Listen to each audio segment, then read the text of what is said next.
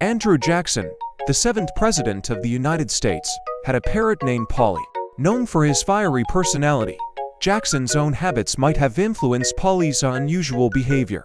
The parrot reportedly learned to curse so well that during Jackson's funeral in 1845, Polly caused a scene by loudly squawking profanities. The commotion disrupted the solemn event, leaving attendees both shocked and amused. Polly's outburst has become a humorous historical anecdote, highlighting the quirky side of one of America's most colorful presidents.